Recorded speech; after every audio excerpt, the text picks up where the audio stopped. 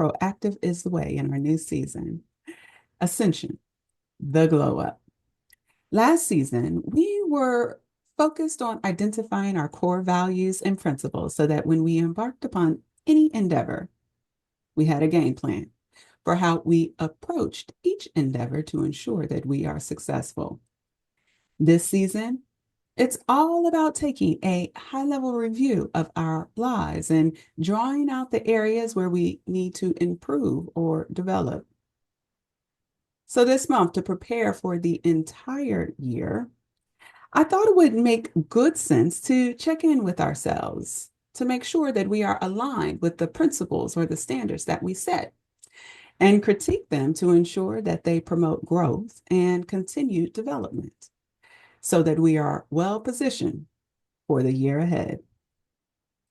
To help us in those endeavors, I selected a book titled The New Psychology of Success by Dr. Dweck. Dr. Dweck, in her book, indicated that the view that we adopt for ourselves profoundly affects the way that we lead our lives. It can determine whether you become the person you want to be and whether you accomplish the things you value. And so she broke this down into two different mindsets: a fixed one, believing that your qualities are carved in stone, or a growth one, which is based on a belief that your basic qualities are things you can cultivate through your efforts, your strategies, and help from others. Essentially, everyone can change and grow through application and experience. A person's true potential, as she says, is unknown, that it's impossible for us to foresee that or what can be accomplished with years of passion, toil, and training. So, folks, I'm really excited because today we got Tiffany back in the house. It has been time. Even just outside of proactive is the way, but just in our family, Tiffany's so busy, but I'm really happy to have you back, Tiffany. Welcome. Thank you.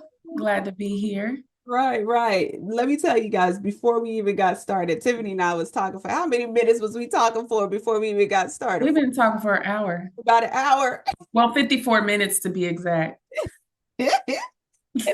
And folks, why was I recording the whole entire time? So I'm like, man, we might be able to pull some stuff out because Tiffany, as we were talking, got me back on track about our topic today.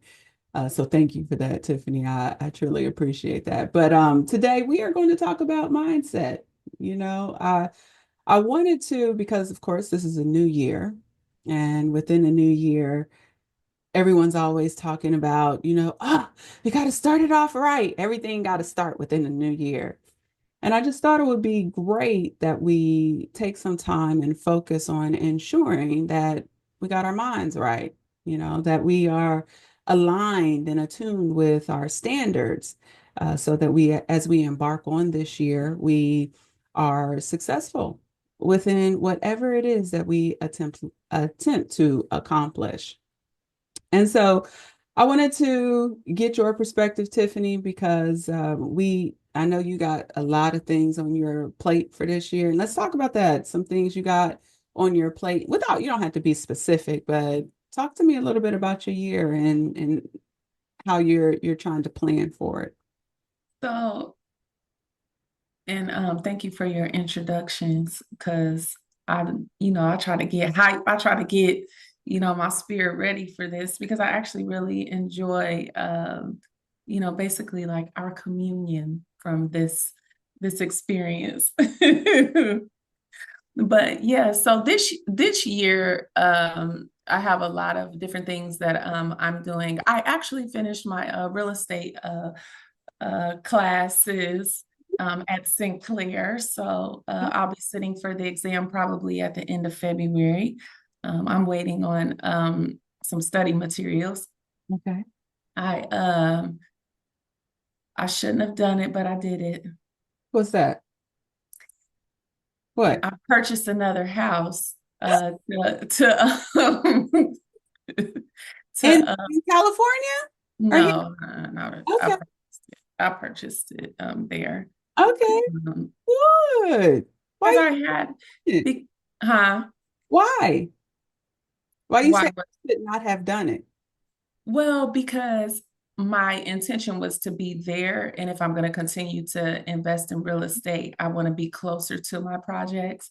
So I'm not having to have all these challenges and, like this conflict with people and contractors and having to give direction to people who are not as skilled Hmm. or as familiar like with negotiating and and so like my business partner that I'm partnering with, which probably now not partnering with because there's Hmm. already been conflict.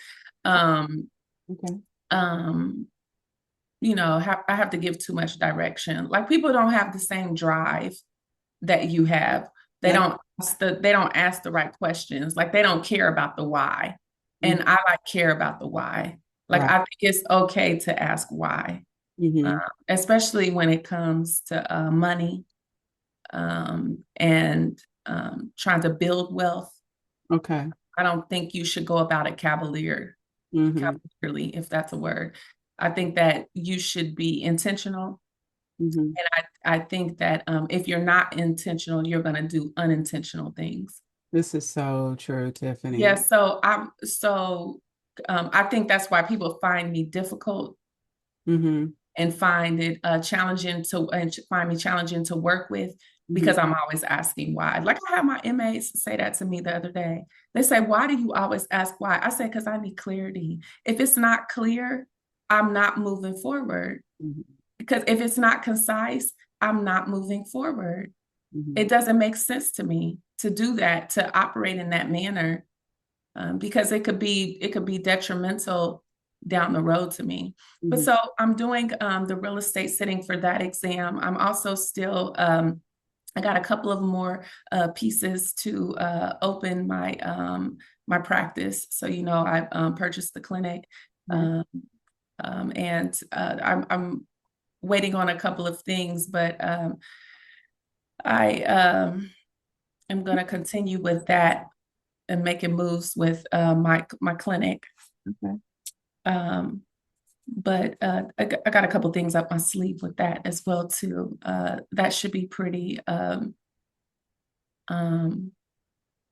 successful. That venture is going to be definitely going to be successful. But you have people in the way. Hmm. Mhm. Well, the obstacle is the way. Isn't that what Ryan? Right, right. The obstacle is the way, right. Obstacle is the way. But Um, I had to get out of the way and get out of my own way. there, Uh, there you go. And I think that leads into the whole idea of mindset, but beyond mindset. So let me go back because Dr. Dweck talks about mindset, right? And she talks mhm, about it from, the sense of talent, and our capabilities and our aptitude to grow into new areas, which is what you've done, right? So you are by trade a nurse practitioner, right? But mhm, look at what everything you just said. I went and I got my real estate license, or my certification on the way to get my license. I bought some additional property. I'm about to open up a clinic. So beyond you just working for someone, being a nurse practitioner, you are really an entrepreneur, right? mhm. Try- I've evolved into entrepreneurship. Yeah. Exactly. You've evolved into all these different spaces, which is absolutely amazing. You definitely are exuding someone with a growth mindset. I But never it's always like that. always been like that. And that's a beautiful thing. And I think No, it was not it always was like not that. always like that. Oh, Because okay. I evaluated myself from reading through Audible, and not reading. I'm sorry, because I listen to my books. Yes. But that I evaluated myself from listening to her evidence, her research, Mhm. And it seemed like it dealt more with children to me. Like she gave a lot of examples of mindset as it applies to the growth with children and how we rear children. Yes. Um, but I feel like I've evolved into a growth mindset Hmm. because and I'll let you ask the questions first because it's really relevant. One of your questions asked about it's common to transition from a fixed to a growth mindset and vice versa. When do you find that you're prone to switching? What factors played into this transition? Hmm. And I think mine did evolve because I definitely had a fixed mindset because I relied heavily on innate Mm. ability. Okay. I was creative in a sense that I was able to use that mindset at that time. But now, like looking back, that I was never gonna move past. Like I wouldn't be where I am today with my thought about like doing um, things outside of like nursing. Hmm. Because and it's a lot of nurses that are like that too. I'm gonna be a nurse. This is what I'm gonna be, Hmm. and I'll be this all the way up until it's time for me to retire. Right. But because I evolved into a growth mindset, and I'll expand on it in a little bit when you ask your questions. But I feel like it evolved for me. I have not always had a growth mindset. Right. Right. Well, and you talked about the transition, and I wanted to talk about that. That was like my second question that I brought up because I want folks to know that it is natural. It's natural that we start in one space or that we will continuously um, teeter between the two. And it all depends on what that is. From my perspective, when I'm initially starting something, I almost have to have a fixed mindset. Otherwise, because it's like I'm always churning, always wanting to grow and advance, but sometimes I have to kind of pull myself back Mm, so that I can, and not that you ever can become perfect, but so that I can focus on doing the things that I need to do in order to get to that level of perfection. But I appreciate you sharing, the fact that, yeah, we are not always, we might not always start there in a growth mindset, but we can, like you said, which is the part of the word growth, grow into that type of mindset. And like you said as well, once you're done, you retire from nursing, you have set yourself up for success with income that can pay you until the day that you die, right? Investments that will be able that's the plan. to pay you, so you don't have to work into your older age, which is a beautiful thing. Um, and so I want to ask you, because you said you grew into this space, what really kind of encouraged you, or what factors played into you kind of transitioning into this? Was there something that happened in your life where you was just like, oh, I'm gonna have to think about this differently? I think fighting for your spot in spaces that traditionally or historically you have been told you don't belong, or uh, challenges or have been created to make you feel like you don't belong. So I think the sense of not belonging Mhm. is uh, what changed things for me. Because even in my profession, I noticed, when I used to work the floor, because right, I don't work the floor anymore like that. I do go back occasionally, like when I need additional income, like supplemental income. Mhm. So what I would see is I would be doing the same thing as my peers, and I'll leave color out of it, but we already know what it is. Mhm. But I would be doing the same thing as my peers, but I wouldn't get the same acknowledgement. Or I would be even doing more than my peers, right? Because I can assure you, I have probably completed more hours as a nurse than most nurses. There Mm, was there was one evaluation that I look back at that said like in less than like it was either a 3 or 4 month period. I had already completed over 725 hours, something like that. okay. Yeah, from working and moonlighting and picking up hours, right? And during that process, because people want to be dismissed, like, oh, you're just working. No, I'm learning. Mm-hmm. I'm learning. Mm-hmm. Perfecting my, I'm perfecting my, my, my skills. Right. Your craft. Mm-hmm. Yeah, I'm perfecting it. So, um, you know, so not being acknowledged, um, not receiving like, because in nursing you can receive like awards. I Mm-hmm. was never nominated, Mm-hmm. which is also part of acknowledgement. Mm-hmm. I said, you know what, I have to position myself. One, because I'm going to get older, right? And I'm not going to be able to keep up physically with the demands of the floor. That Mm-hmm. manual labor, we can reserve that for your youth. Mm-hmm. And I knew that I would tire out, pulling patients up in the bed, dealing with bariatric patients, dealing with, just dealing with a lot of different things. But I think the stress of it all was the organizational politics and the unfairness, the lack of acknowledgement that forced me to grow, Mm-hmm. that forced me past, I can't, I can't stay here. Mm-hmm. Mm-hmm. So that's what forced me out of fixed mindset. And let's be clear, for me,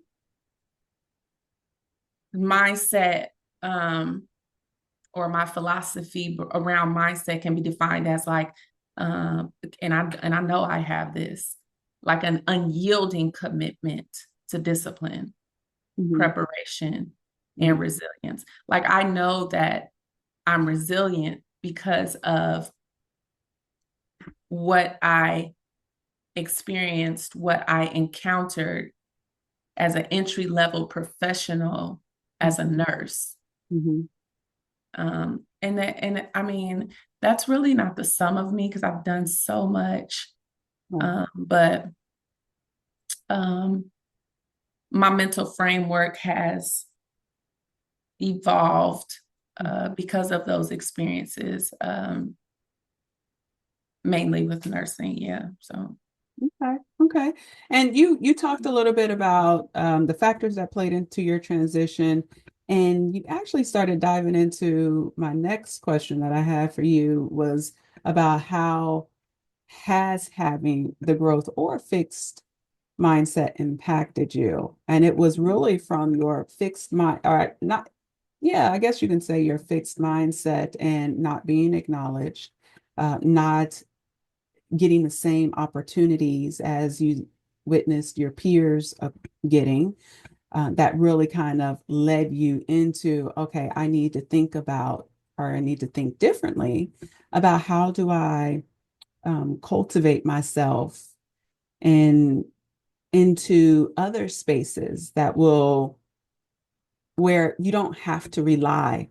And this is one thing that she said people with fixed mindsets do, is that they have to rely on being validated by someone. mm-hmm, They're so concerned about what others will think of them that they tend to play it safe. mm-hmm, And they tend to not stretch themselves beyond because they know in their space that they are currently in, they will always be seen as superior.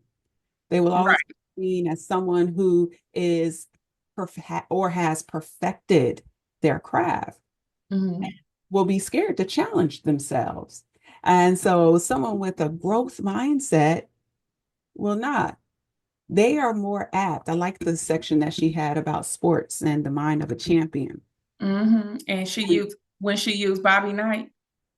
Or I like Jackie Joyner Kersee, or even Michael Jordan. And I bring those two up because she talked Oh. she talked about how they are not in the business of winning, or how initially it was not about the business of winning. It was Mm-mm. about the business of understanding their sport and making sure that they were training and doing the best that they could do, even within a loss. Mm-hmm. Even if I am losing or I've failed at what I've done, I've done the best that I could at that moment in time. And so for me, or for them, it was all about the learning experience. And what did I learn from this experience? And I always tell folks this. I say, whatever it is that you go through, in the good, the bad, the indifferent, it's all good. Because at the end of it, even if you didn't get what you want, you should have learned. At the least, the winning part is learning. Mm-hmm. And then that is what propels you to grow. Because once you learn, you're like, oh man. So I did something. I'll give you an example. I just did something with it in my business, and Mm-hmm. it kind of set me back, because I was like, okay, now I need to revamp my website. I gotta rebuild my relationship with one of my vendors that I was working with, that I just knew. I was like, this is gonna be the year I'm gonna propel myself. And then I had to take a step back right before the year. Um, and And so, that's okay. and that's okay, right? So Mhm. I took the step back. I was like, God dang it.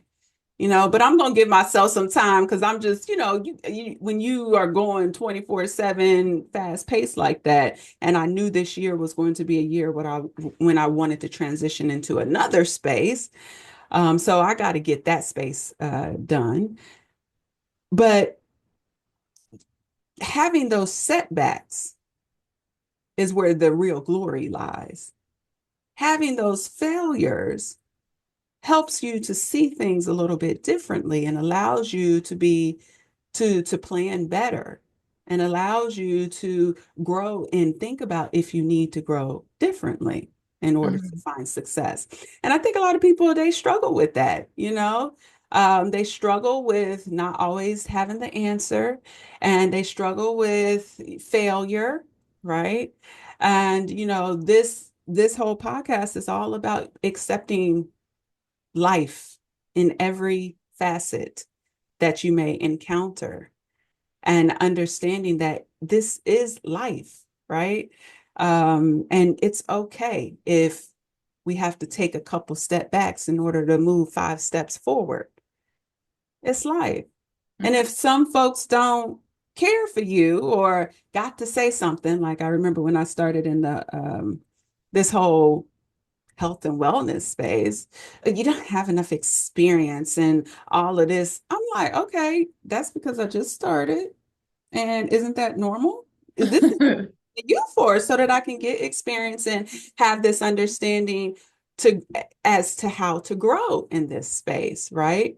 But if people are pushing you back, not trying to give you opportunities, etc. And I just talked to your daughter about this. Girl, you better create your own damn door. Okay? Okay? Use the creator. We all are a creator. Mhm. I find it interesting how, from a biblical perspective, we talk about how we are made in his image, but we ain't supposed to have any of his attributes. That's funny, Mhm. right? I'm like, you are a creator. Don't rely. She was on TikTok crying. I said, girl, if you don't get up off of this TikTok crying like that, let me tell you right now, you don't need a team at this moment. Do you need a network? Absolutely. I'm not saying you're not never going to need someone, but don't ever feel that you cannot move forward, that you cannot find success within your space because ain't nobody supporting you. Right. Find a way to do it without them. Exactly. And the more that you do that and you push yourself through those challenges, what happens? What do they say? What do they say about when you continue to build in a certain space, and you are dedicated and committed to the cause, the doors will start to open for you. The floodgates gonna open. It will. And and you'll be amazed. I think what happens though is because sometimes the floodgates are they trickle. It ain't necessarily a flood initially, but they trickle and we miss those trickles. But I think that with like just thinking of Taryn, I think that people have this sense of immediacy, like this sense of it's got to happen. Well, it seems like it's happening for them right away, and Hey, you know, lying. I just talked quickly, to Daddy last night about that. I said these folks lying, boy. and they create an illusion, and so then uh, people start getting anxious and They end up not doing nothing. nothing because you're spinning your wheels when you do that. Hmm. You spin your wheels when you move too quickly anyway. It's in that book called The Secret. Hmm. Um, you begin to spin your wheels when you're not purposeful, when you're not really when you're not purposeful about like what you're thinking about or what you're doing. Hmm. And folks, when she says spin your wheels, what she's talking about is spinning your wheels in place. Okay, like you got your foot on the gas, but it's on the brake too. Yeah, so Yeah, yeah, I just wanted to bring that up because I think it's so important that we're mindful that if you continue on your path, even if you have setbacks, just keep going.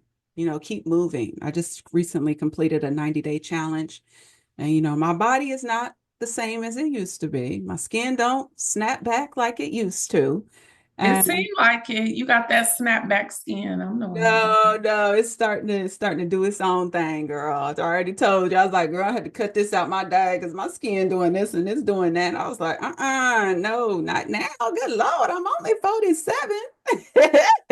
Haven't reached the half century club yet. Good Lord.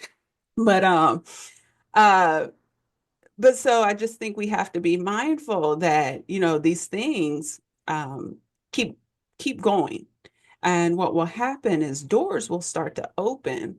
It's not necessarily a flood though. What I've noticed is that it's not a flood, that it's trickles. And sometimes we're so anxious, we miss those little pieces of advice that helps to propel us to the when the floodgates will open. And we just have to be more mindful. And if you don't have a practice, start developing a practice that teaches you about mindfulness. Over the last summer, I did a whole series on a meditative series on practicing being mindful, just so that you can be more aware as to when the universe starts communicating with you, saying, no, stay the course. Don't Mhm. listen to the naysayers. We so quick to get off of course. That's So why I almost died in the mountains. who's that again? I said that's why I almost died in the mountains. We so quick to go off course, like that looks like the path. Oh, that looks like a path. That was Girl, stay on your course and don't be scared to travel. say where the footprints are, please. Oh my goodness. Yeah, when you stay on them the trap with all the footprints. Hello, girl, before you be stuck up in there. But yeah, so I just thought I'd share that little bit because I just think it's so important. We talked about, having a level of discernment, and being able to weed through. So folks, we had a whole session, I think it was last season, when we talked about just making sure that we understood the communications that are coming from the world, because you will have communications that are coming from multiple different entities. We all don't follow the same book, if you will, and you have to have a level of discernment to see who is trying to steer you off course and who is trying to keep you on course. And Uh, sometimes you can't do that if you're not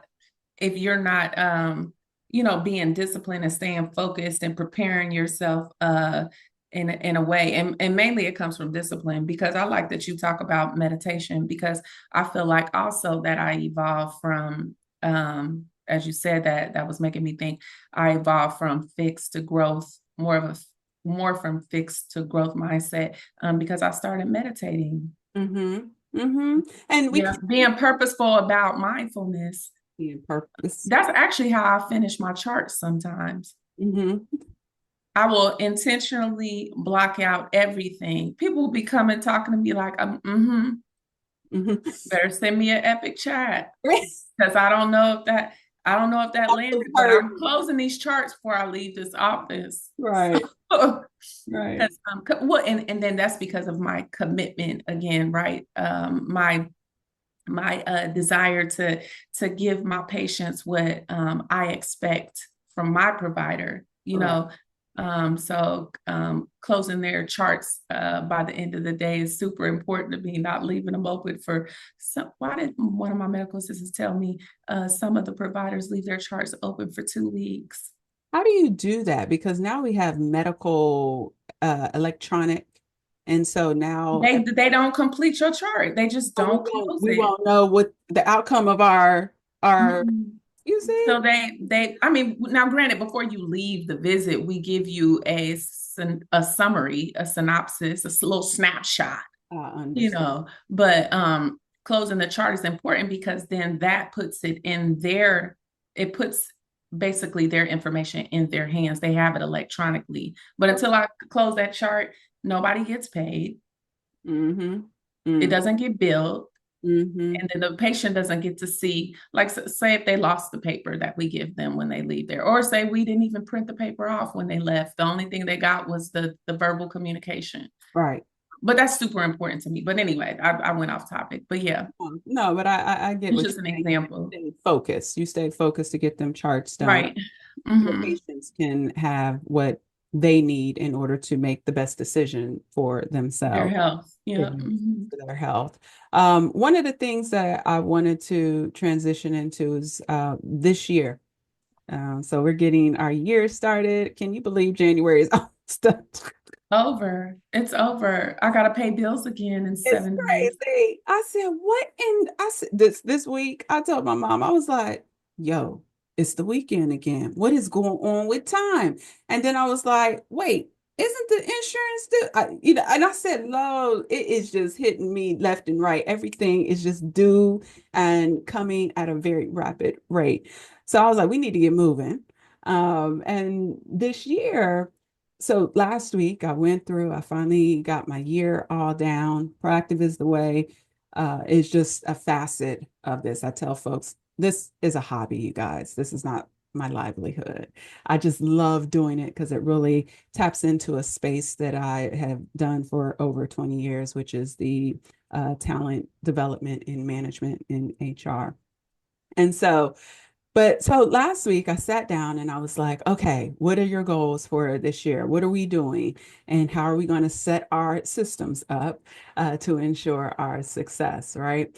And so this year, I really wanted to challenge myself by doing something that, I have never done before.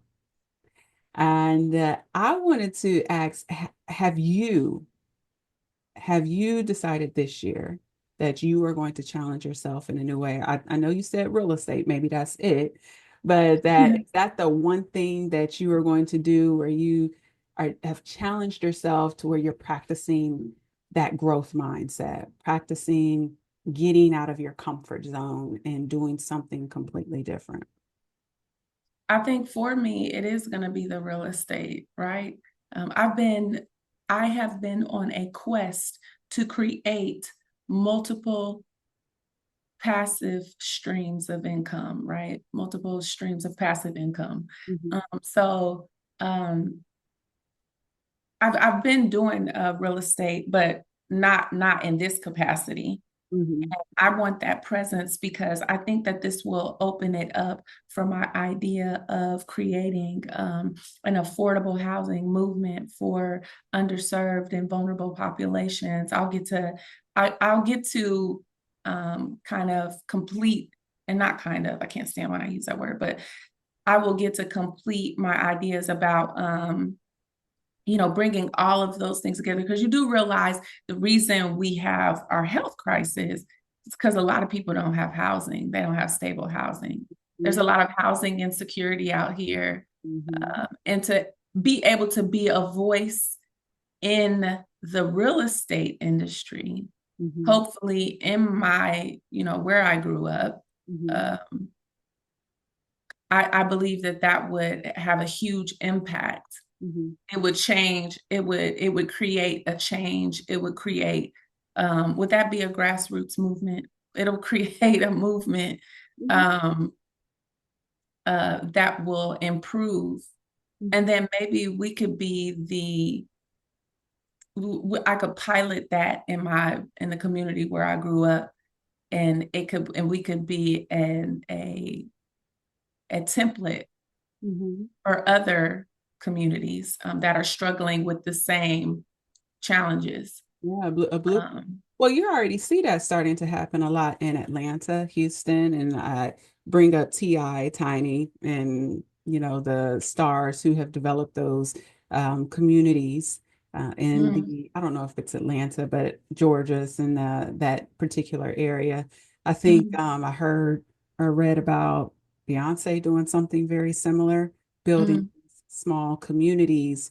But why are we leaving it up to famous people and Well, they have the means, they they have have the the resources? Yeah, I resources. get that, Don't but don't knock that because I'll tell you right now, sometimes that's what we need. But yeah, no, no, don't think that we cannot play big in our own local communities. You understand? mhm, You know what I mean? I think right.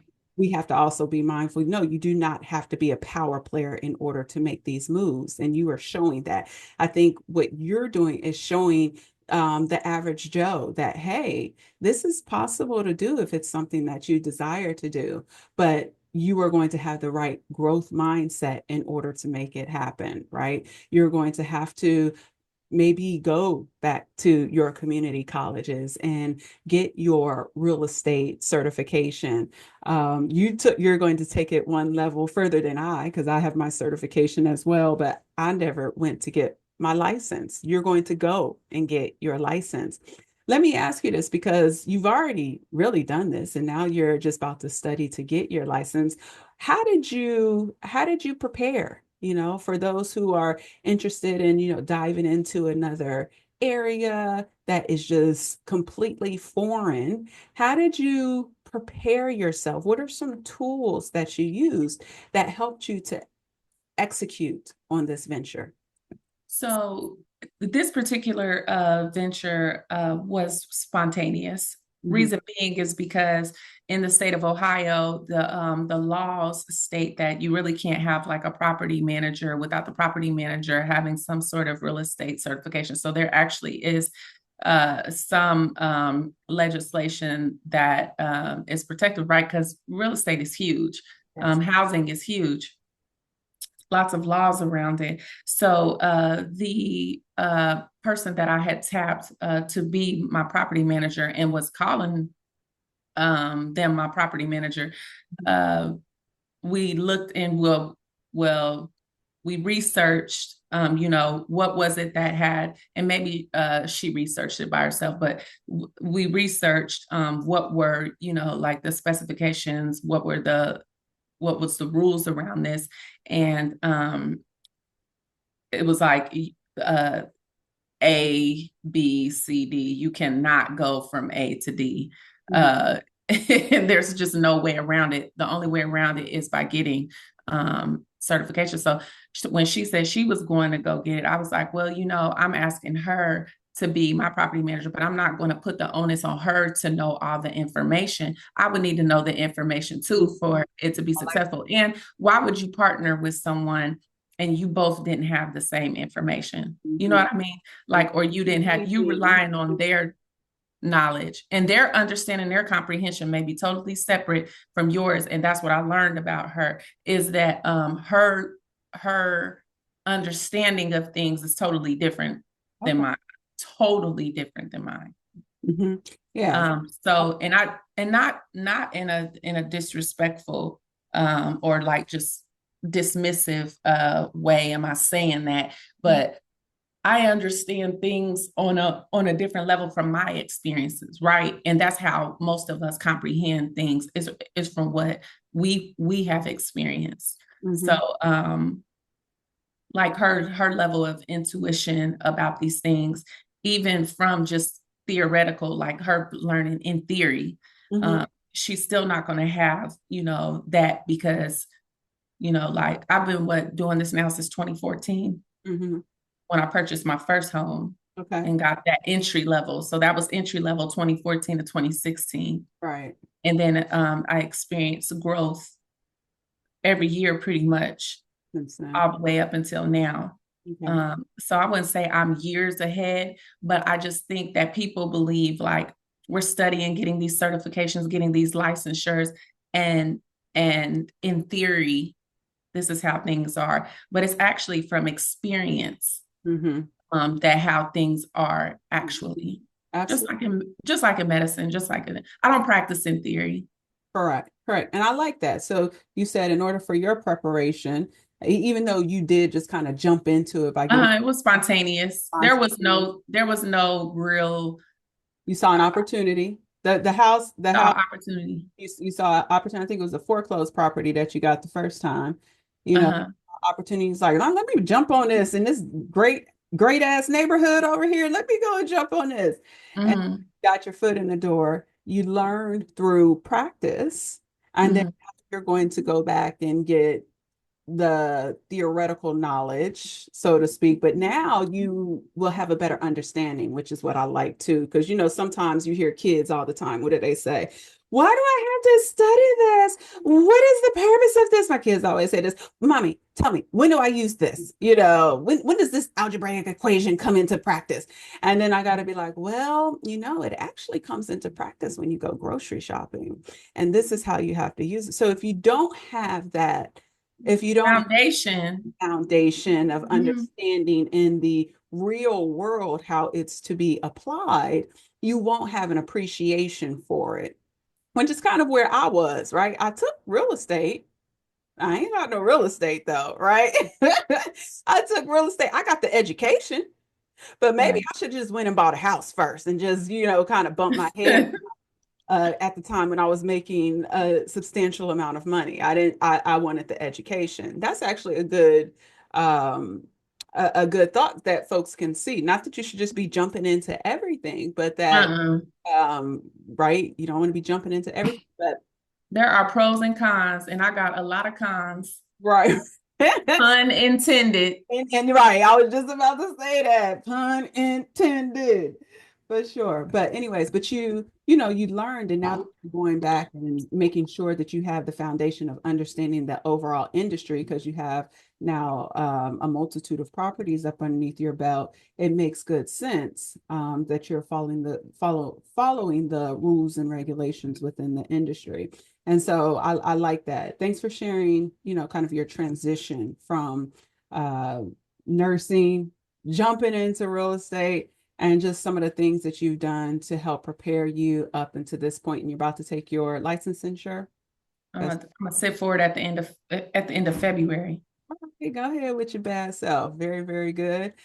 For me, I had shared that, I wanted to do something artsy completely. Going back to eighth grade. I don't know, eighth grade. Actually it was fourth grade when I did my first poem, and they put me from the general English class into advanced English class because of my writing. Mhm. Um, and oh, by the way, May, she just saw her, she popped her head in here. She's becoming a nice little writer too, writing stories and stuff. I Uh, love her. Girl, she's so beautiful. Such a beautiful spirit. I love her everything. All my Mhm. kids, right? Right. So but so I was an artist and I really thought that I was going to like live that type of life in that space. And here I am at 47. I've delved back and forth in it, but I thought this year I was going to use this platform, which is why I called it Ascension, the Glow Up, to write my memoir, so to speak, but doing a memoir more from an vlog perspective. Uh, Oh, okay. a vlog versus writing a book. I don't know if I have enough in me to to sit down and write stuff. You do. I'll talk to you offline how you gonna accomplish it. Oh, how I accomplish it. Somebody got to talk to me about something because I can only write in spurts, which is how you write anyway.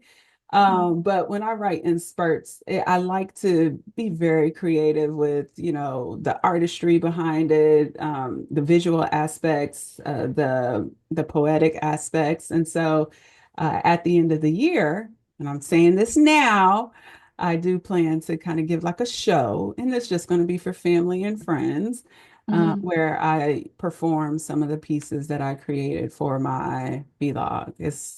It's going to Oh, be. kind of like what you did at the when we were out to the God, what is it called? The fairgrounds when you were up there doing your Oh, when I was on stage doing yeah, I guess the yoga, you could do a presentation like that. Are you gonna do a live presentation? I think I'm going to do it live. Do like a live show, if you will. But I want to have, the backdrop and the microphone, and just like I'm doing a show, but it's going to be all about my life. So this is from when I was a kid, the poems that I created up until today. And so, but I'm going to do it at the end of the year, when we close out this podcast, Okay. at the end of the year. All right, all right. So, okay, so that was good. Tip, was there anything else that you wanted to share with our audience today? No, I'm just happy to Season three. What? season three, right. I said how we didn't had three seasons. Oops, and I'm blocking my season three.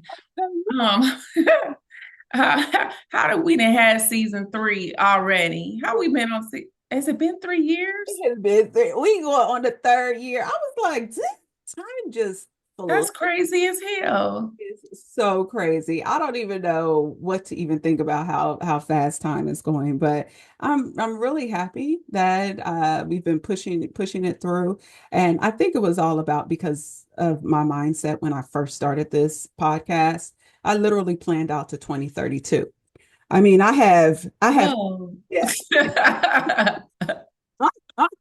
So it's funny because last year I kept getting this energy like, okay, it's time to quit. You need to stop, blah, blah, blah. I kept getting all this like negative energy. And I was like, why? I already planned this to 2032. I mean, like I got topics for days and I'm ready, So for me, I kept saying, this doesn't make sense. It feels right doing it. Why are you making, why do I feel this energy making me feel bad for doing this? It feels good. Which is why it's so easy. You can see like last night, what was it when I sent you the questions? I literally was, Days ago, I think. yeah, I was like standing over the kitchen cooking and I was like, oh, let me write my questions. Boom, podcast. You know what I mean? Like it's too easy for me. And so because it's so easy, what happens? You have that natural, we talked about flow, when you can just sit down and start doing something like I was multitasking, which I don't do. Toya, and I always say, I know when something is for me. Mhm. Because it don't take all of that for me to do it and get it done and do it with precision, Correct. and be exact about it. But if it's not for me, It's it is like painful. But not that you shouldn't do it because sometimes Not that you it's not shouldn't, for but you because you yeah. just lack the knowledge or the understanding, right, about how to get it done. Because sometimes it's going to be difficult, but this is easy for me because what did I do for 23 years? I also was an interviewer, right? In human resources. And so drafting questions and, knowing what to ask and how I want to position to get the information. I've been practicing it for some years. I'm just doing it in a different way on a different platform, right? Mhm. So sometimes it's difficult, and I brought that up because real estate, right? Was real estate easy when you No. first jumped into it? Did you know what you was doing? Mm, How many still don't. times did you how many times did you was like, oh Lord, I need to just call this a season? That's what I just said when I closed on the house. I said I need to stop now. This is just Yeah. becoming. This is like an addict. It's like I see something and I'm like, ooh. Well, girl, I'm I like, prefer you to be an addict in some investments than tattoos or, having some other, what is it? Food addict, any. everywhere I go, I'm like, is that a house? Do Do you you see that house? I see because when I look at them, it's like looking at. It's dollar like signs? no, it's not even dollar signs. It's just like I could see the potential. Like I could see that being something else. Okay, I I could can see repurpose it. I potential. can instantly repurpose it in my mind. It has nothing to do with dollars for me. Hell, if it had something to do with dollars for me, I'd be damn done with the house on Shaftesbury. That house still, oh True. True. God, if it was about dollars for me, shit, that That's shit been true. sitting there. Right. That is very, very true. But all right, all right. Well, this has been good, Tiffany. I truly appreciate we finally back at it. I hope, that you won't get too busy, that we can have more of these conversations and continue on this journey this year with season 3, All righty. the glow up. All right, folks, thank you so much for joining us today here on Proactive is the Way. That's a wrap. Join us in 2 weeks as we transition into another aspect of our year-long glow up, where we focus on our health. As many of you know, I shared that I have a hidden disease. Losing all faith in doctors, I have been managing my disease solo. My disease is one of the main reasons I transitioned into the health and wellness space. In my efforts to continue on my journey to improve my health, we will learn about diseases and how to make better life choices as it relates to our diet and exercise. Next month, we will be reading How Not to Die by Dr. Michael Greger and learn about how nutritional and lifestyle interventions can sometimes trump prescription pills and other pharmaceutical and surgical approaches to help prevent and reverse diseases, freeing us to live healthier lives. We look forward to you joining us. To access all replays or learn more about Kinky Knots Cafe's Proactive is the Way, please visit www.kinkyknotscafe.com. Proactive is the way, my friends. Take good care.